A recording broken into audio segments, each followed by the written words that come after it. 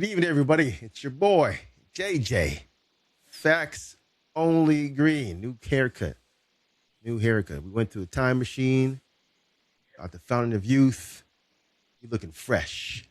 And it's just a few weeks away to the opening kickoff of the UFA. That's right, the Unleashed Football Association, year 2027. And we got some coaches here. We're going to chop it up real quick. We're going to talk rosters. We're going to talk game plans. We can talk business. All right. 3 coaches here. Coach Meauxpheus is in the house. Welcome, sir. How are you doing? I'm doing good. How are y'all?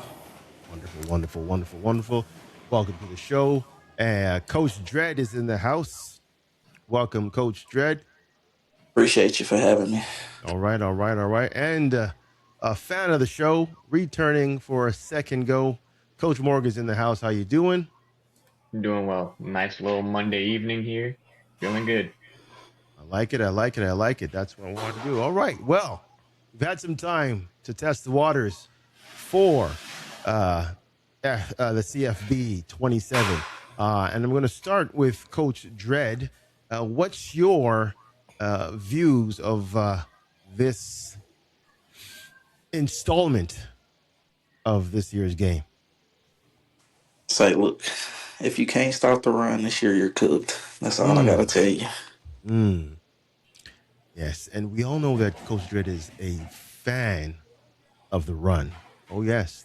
A lot of comments, a lot of footage, a lot of roster movements Coach Dredd has been seen. Oh no, we good. We just gonna attack the weak spots, man. We gonna play some realistic football. We gonna run the ball about 40 times a game and dare somebody to stop it. Okay. Now going into details though. Newly to the league is Coach Meauxpheus. And I believe, Coach, you're taking on which team this year? BYU. It's BYU, yes. A very LJ Martin balanced squad. What made you pick that squad to use here? I think it was Bachmeyer, number 47 at quarterback, which is crazy. But ultimately him. I like to throw the ball. I'm going to throw the ball 40 times a game, probably run about 10, 15. Got to have a good quarterback on the squad, and most of the good quarterbacks was gone except for Bachmeyer. So, lie, you might have the best power back on the game. With LJ Martin. yeah, and I don't run the ball at all. So, I mean, I get into my running back a few times. Out the backfield. Short yardage, short gains. If he break one, he break one, but it's not like just know if you throw it. Just know you throw it to him out the backfield. The first DB is not gonna make that tackle. Hey, that's all I need him to do. Make one man miss. We might be off to the races. Okay. Well, I mean, you've picked these teams for a reason. So we've already talked to Coach Morgan about his choice, but now I want to see again. We've heard some views of how people are going to play this game. How are you attacking this year's installment? Are you going to be running heavy, or are you going to be passing it? What have you been labbing on, as they say, the young kids say there? I've been just looking roster wise. Our best player is a wide receiver. Obviously, we're gonna want to get him the ball, but we also have a very young backfield. We got a redshirt sophomore starting, couple freshmen behind him. We're gonna want to give him that confidence as early as possible. So we're gonna be splitting it. We're gonna be pretty even here. Okay. Now, again, looking at your roster, which I believe is NC State, is that correct? Correct. Yes, looking at that roster, you're currently overall at this time 79 overall. You're a 3-star team. I'm just looking at the stats here, and when it comes to being successful, you have a good choice for being successful because the school demeanor right now is impatient, but you have a lot of money or NIL. Right, you got 2,700 to use. What's your real goal? Are you going all out and spending it on players, or are you trying to make that facility work for you for the long haul? Let me hear that. I like working on facilities for the long haul, but obviously with that impatient demeanor, we don't have as much time to focus on long-term development. We're going to want to be a little quicker than I originally planned when it comes to bringing in superstar talent. Okay. Now, Coach Dredd, again, you having Oregon, uh, same type of deal here. They have an impatient school demeanor, but you have a top-notch roster, top-notch facilities, and you have more than enough NIL money to go around. What's your take? Are you going to be trying to shoot for the stars with some uh, ideal or elite talent, or are you kind of trying to build the foundations for the rest of the facilities there? So I'm gonna go ahead and be honest with y'all. Hmm. This year we trying to compete. We ain't gonna spend a bunch of money on recruits. We're gonna actually just go after the positions that we need. If it ain't a senior leaving that position, I'm not going to get one. The Okay. cornerback room is all sophomores and juniors. Everybody's coming back. Got a quarterback that'll be a junior. After that, I'm losing a senior. All the running backs are young. All the receivers are young. So hey, I'm gonna spend that bag in the transfer portal. I like that idea. Yes, just looking over the roster here, you only have 18 seniors, 16 juniors, 24 sophomores, and 27 freshmen. And 11 of those Hey, freshmen are redshirts. So again, you have the pick of the litter. You have a very, very talented squad. Not I'm only much going after leaving. what I need. There you go. I don't blame you for it. You have talent already, so it should be a good run for you. And again, you have some speed out there. Definitely have some speed. Freshman Gatlin Bear, Man, 99 speed. Hey, I wouldn't be surprised if you seen Gatlin get in that gadget formation and get that rock on too. I mean, you want to give your best player or your fastest player the ball right off the hop, so he can use his legs to make some people miss. All right. And just know we will spend whatever to keep him on the roster. There you go. See, that's what I like to hear. All right. Now, Coach Morpheus, again, with you, again, you have a decent team. Again, you have about 2,200 in NIL to spend on rosters with a huge bag of 6,300 that you can lead up to. So again, are you going to be spending that dollars on players, or are you going to try to build that facility to where you want it to be? I think our facilities are good at BYU. They're not the best per se, but we do need to spend money on recruits on getting these because LJ Martin is a senior, so we do need to replace him in either in the portal or bring in a freshman that's going to start year one. But I think that's it. I think our quarterback is a junior. He's coming back for another year. No, he's a sophomore. He's coming back for at least another year after Mm-hmm. this one. Mm-hmm. So it's. I think our roster is good to build on, and we're gonna spend the money that we need to build our roster. But year one, I think we can compete. Okay. Now it does say that the weakest part of that team uh, really is something you really can't really change. It's just the academic prestige and the campus lifestyle. So again, you do have the roster, you have the conference prestige, you have the coaching stability. I mean, you really don't have to do much just to maintain. Again, with a roster breakdown, the only weak part of your squad, I guess, is that you only have 18 freshmen to build from. Again, 9 of them are red shirts, but you do have 21 seniors, 22 juniors, and 24 sophomores. So you have staying power. You just have to kind of build them to where you want them to be, right? Yes, sir. I think the other weakness in our roster is our wide receiver room, but Mm-hmm. we'll get them Mm-hmm. up there. We have a couple sophomores coming back for another year, and we're gonna go in the recruitment and get some freshmen in there, and we're gonna see what we can do year two. But year one, I think we'll be really competitive. The I team like is that. how I like it. I like that. I like it. Now, okay, so we're going to talk recruiting now. Now that you guys are going in as first year coaches again, you're really going to be depending on your supporting coordinators, your offensive coordinator and your defensive coordinator. Now, I know this is usually the norm, but everybody tends to let go of their coordinators right off the hop. Is that a style that people are going to be dealing with? We'll start with you, Coach Morgan. Are you going to go and fire your coordinators, whether you have a great season or not? Normally that isn't something I do. If I see somewhere where I don't feel like it'll fit with the rest of what I like to do when it comes to schemes or what I Mhm. want to do when it comes to coaching trees and abilities, I'll get rid of them. But unless it's really a really big mismatch from what I want to do, I normally won't get rid of my coordinators year one. Okay, okay, okay. How about you, Coach Dredd? You keeping your coordinators, or you looking to get fresh blood after year one? Say that again. I said, are you going to try to keep your coordinators, your offensive and defensive coordinators, or are you going to try to let them go and find something better when it comes to the end of the season?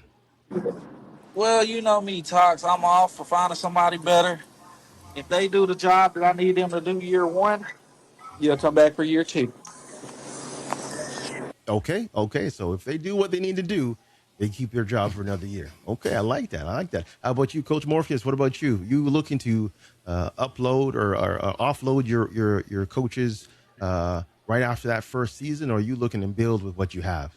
It just depends on what the like Coach Morgan said. It depends on this coaching tree. If they are on the same path, the same wavelength that I'm on, then they'll stay. But if they're not, then they have to go. Okay, okay, okay. Now, very, very, very important, I guess, topic is that depth chart. Again, injuries do happen. Fatigue is going to be a factor. How deep will you be going into using those players on the bench? Are you guys going to be using, the one and twos majority of the time, or are you going to try to drop into the fourth or the third or maybe in the fifth receivers or so to kind of make plays for you? Are you looking that deep, or are you just kind of using the surface level of your roster? We'll start with you, Coach Morpheus. I like to keep my guys fresh. We don't want no injuries because the practice is crazier this year. They Mm, didn't have it in previous years, but this year I looked into it. It's practices every week, and they do get injured in practice. They do. So we're just gonna try to keep our guys fresh. We're gonna give it to LJ about 20 times a game. That means running and passing. So once he gets his 20 touches, whether it's in the first, second, third quarter, he might be out for the fourth. To keep him fresh for the next game going forward. But yeah, we're gonna go deep into the roster. We're gonna keep everybody fresh.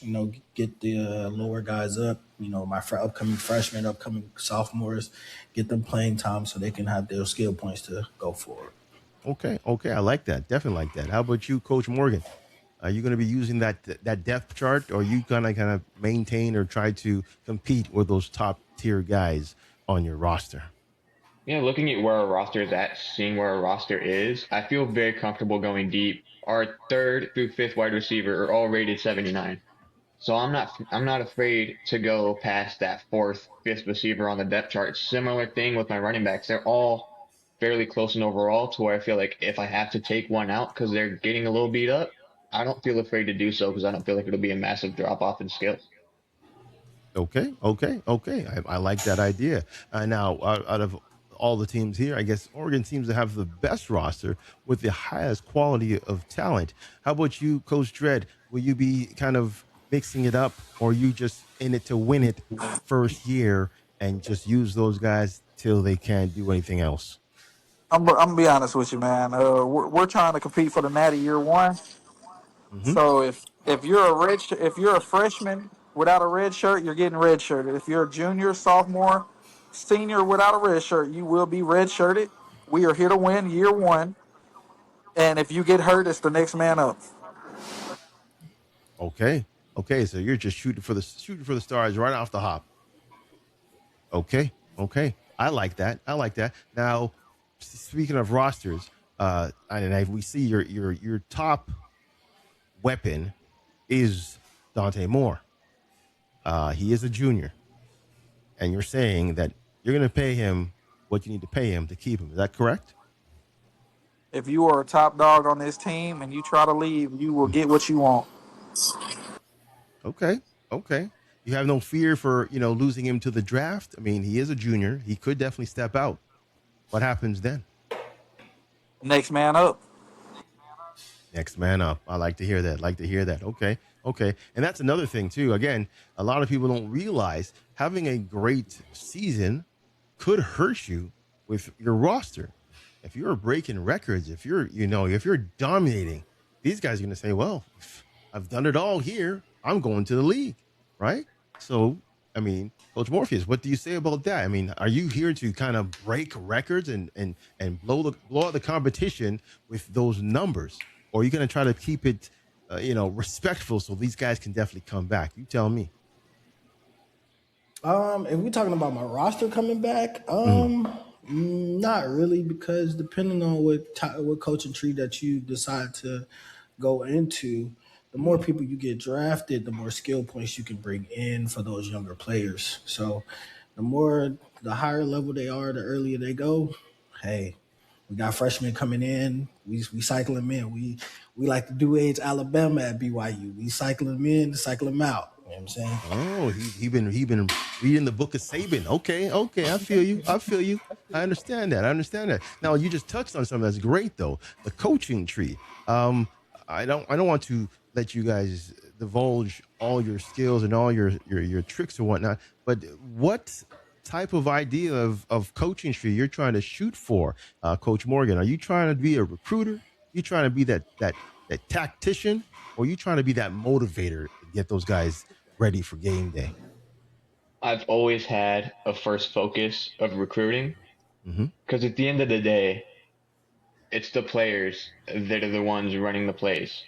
You can have great plays, but if the players you have make mistakes and can't perform those plays, it's not going to matter.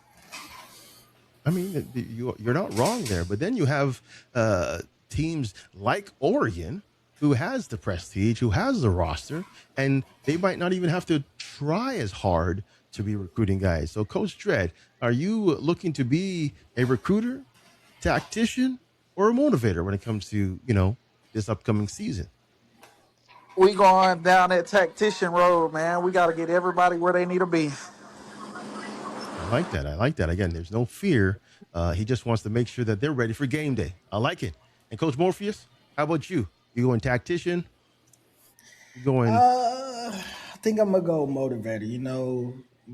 Because when it comes to game day, you want your guys to be motivated. You want them to have that drive. Because with a motivated team, you can go far. You might not have the best guys. Mm-hmm. Every time you might not have the best guys on your team. But if they motivated and they produce for you, that's all that matters for you. Okay. And I'm going to round out the questions here with something that might just throw you off. Again, we do know that this is a new installment, and there's a lot of new wrinkles. The one major wrinkle is the athletic director, and the fact that they have pull in what your future is based on their three, goals. Now, say for instance, heaven forbid you guys lose out and leave or get fired. What is your next, or who should be your next choice if you either get fired or if the option is there to move up? Are you looking to move right after the first year? Or are you going to stay there for a couple of years? We'll start with you, Coach Morpheus. So I wouldn't leave after year one.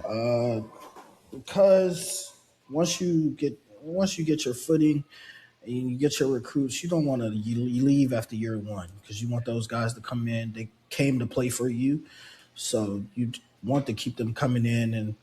And probably after year 3 or 4, you can look to move. But by that time, if you're winning and you're doing what you're supposed to do, your prestige is going to go up. More recruits is going to come to your school anyway. So it depends on how you want to be as a coach. You want to Okay. be loyal, or Mhm. you just want to go after the biggest bag there is. Okay. So now, if you do uh, get an offer or you are let go, what's another school you would want to go to? Would you want to The build, only or you want to? school, the only school I will leave BYU for is LSU, and Okay. LSU won't come up anytime soon because nobody is going to leave LSU. So Well, if the cards lay as they are, somebody could get fired because again, we have some great competition here. So again, if that option opens up and you want it, don't be afraid to take it. Don't be afraid to take it. yes, sir. Coach Dredd, how about you? Hey, Heaven we forbid you get fired. we ain't going nowhere, but if something does happen and that Alabama job comes open, that's what I need to take.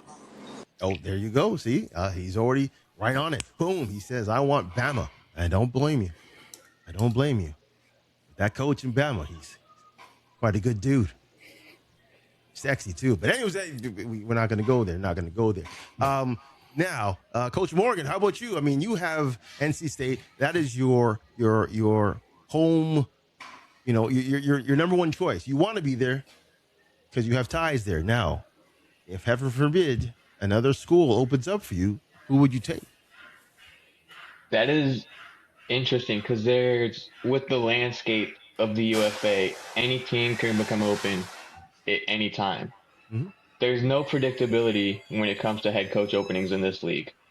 So that's just something that would have to come with time. I think it'd have to be a really big step up from what we have at NC State for me to even consider taking it. I feel like I'm here at NC State for the long haul. And once we get good, I don't see a reason to leave once we're at a great spot. Okay, so you're there for the long haul then. Okay. I like that confidence. Again, I do believe that's the best play when it comes to your coaching career. You might get into 3, maybe 5, maybe 7 seasons. Who knows? Depending on the participation from everyone and how consistent people are and how dedicated they are of finishing as fast as possible. So that should be a good thing. My last question, and I'm going to throw it out there.